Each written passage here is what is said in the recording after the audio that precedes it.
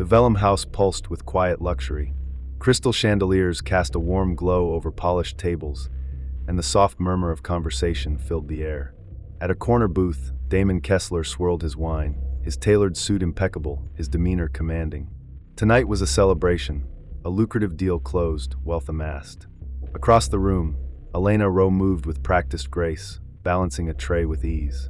She'd worked here for years, blending into the background unnoticed. But beneath her quiet exterior lay a hidden talent, a voice that could silence a room. Damon's laughter rang out, drawing attention. He called out to Elena, his tone mocking. "Hey, sweetheart, how about a song? Entertain us." The table chuckled, expecting a spectacle. Elena paused, the tray steady in her hands. She met Damon's gaze, then, without a word, began to sing. Her voice, rich and haunting, filled the room, weaving through the air like a spell. Conversations ceased, glasses halted midair. The restaurant held its breath. Damon's smirk faltered. The laughter at his table died. Elena's song wasn't just beautiful, it was transformative. When she finished, silence hung for a beat before applause erupted. Elena nodded slightly, then turned back to her duties, unbothered. Damon sat, stunned, his glass untouched. The power he wielded moments ago had vanished, replaced by a newfound respect for the woman he'd tried to belittle. The last note still hung in the air. It wasn't just the echo of Elena's voice, it was something heavier. The silence that followed wasn't empty. It was full, heavy, watching. Damon Kessler didn't blink.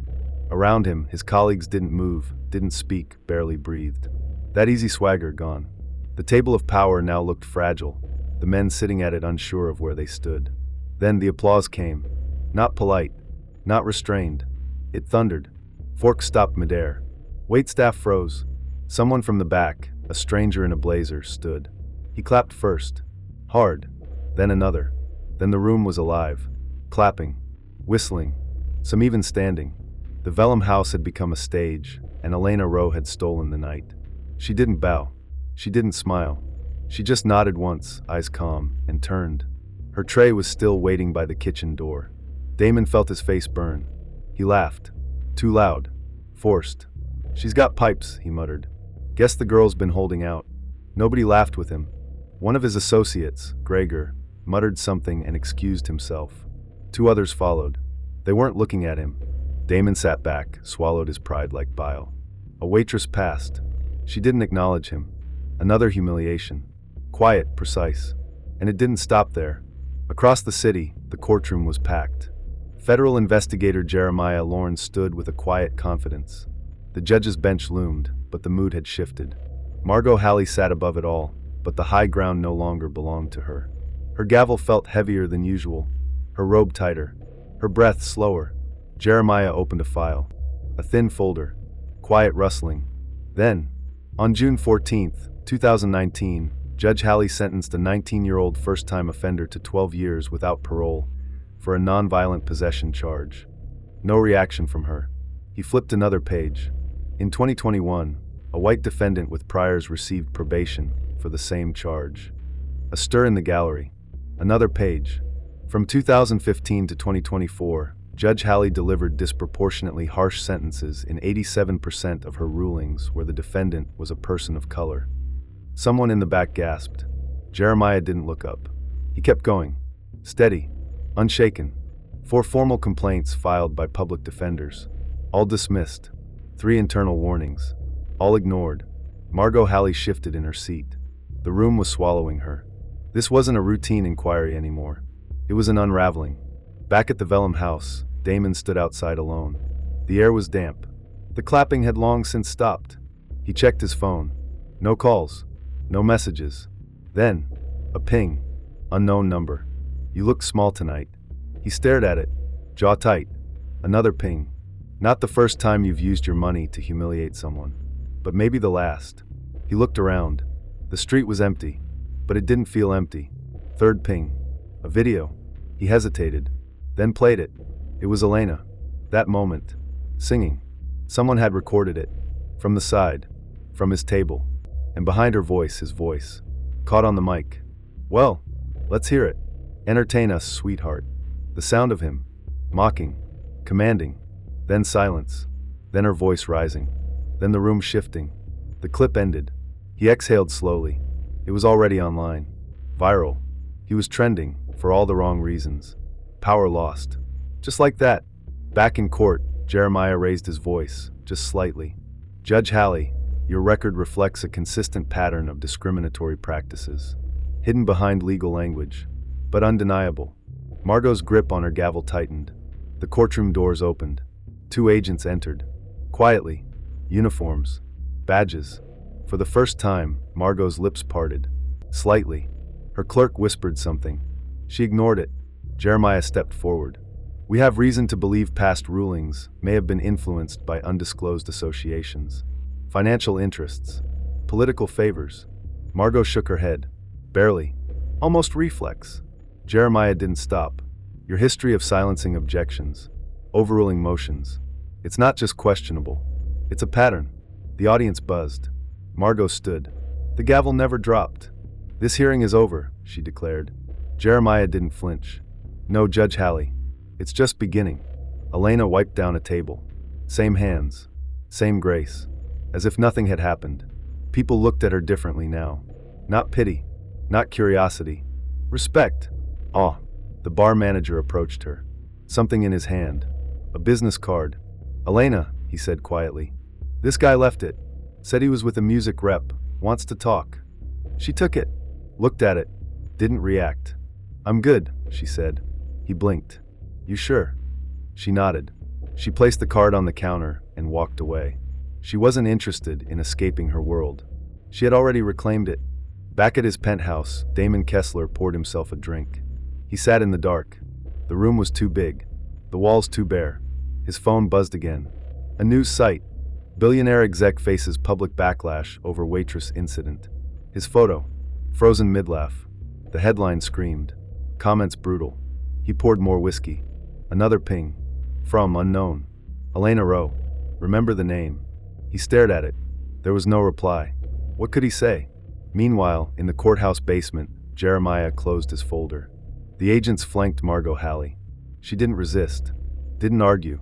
The truth was too heavy. She walked past the gallery, head high, but not proud. Not defiant. Just empty. Jeremiah stood in place. Watching. Not celebrating. This wasn't triumph. It was reckoning. Elena walked home in silence. The city glowed. Quiet. Watching. As she passed a small alley, a shadow stepped out. She froze. The figure held up both hands. Peacefully. It was a woman. Early 30s.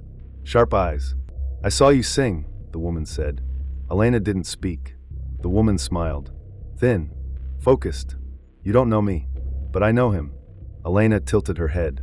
Warily. The woman stepped closer. I used to work for Damon Kessler.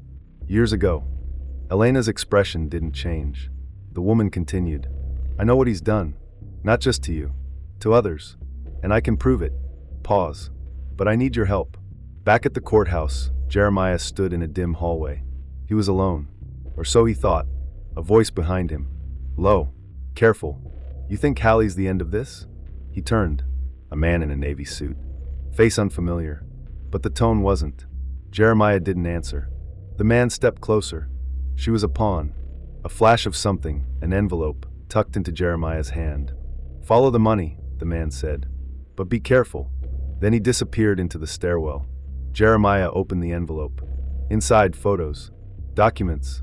Names. And at the top, Damon Kessler. Elena sat on her couch. The woman's voice echoed in her head. He's not done. Not yet. Outside, the street was quiet. Inside, her phone vibrated. A new message. Unknown number. She opened it. A voice message. Not hers. Not Damon's. A man she didn't recognize. Low. Angry. Urgent. She knows. Elena Rowe knows. Handle it. Then silence. A note followed. Typed. Clean. If you don't speak, you're safe. If you open your mouth again, we'll come for you.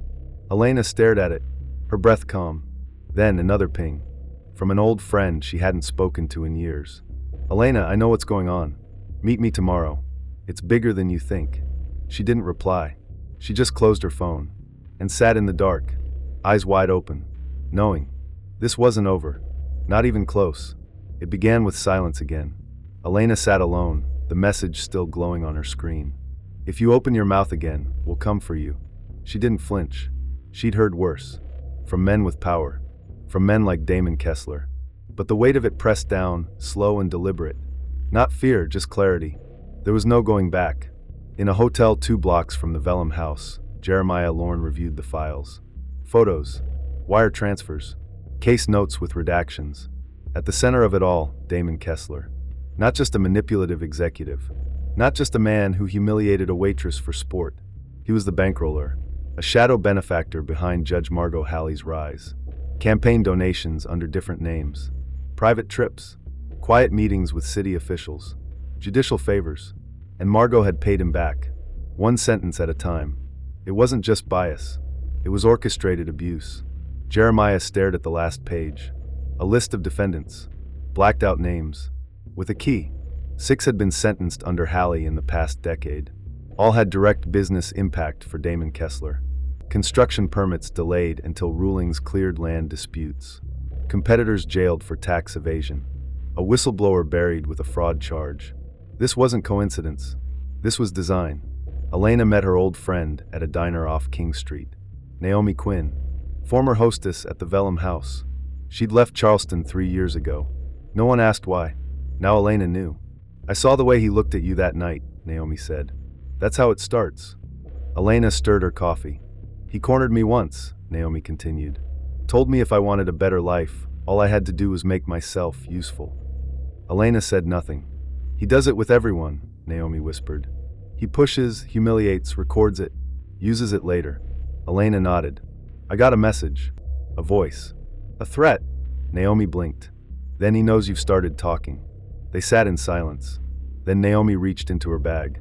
I kept it, she said. A flash drive. Elena took it carefully. Security footage, Naomi said. Back room. 3 years ago. He didn't know I copied it. What's on it? Elena asked. Naomi's voice was quiet. Proof. Jeremiah plugged in the drive at his hotel. Encrypted, but not beyond reach. He played the footage. The date matched one of the blacked out cases. A meeting room at the Vellum House. Damon sat at the head of the table.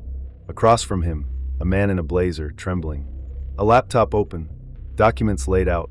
You'll plead guilty, Damon said. You'll serve 2 years. That's nothing. The man stammered. My family. Damon leaned in. I'll make sure your family's taken care of.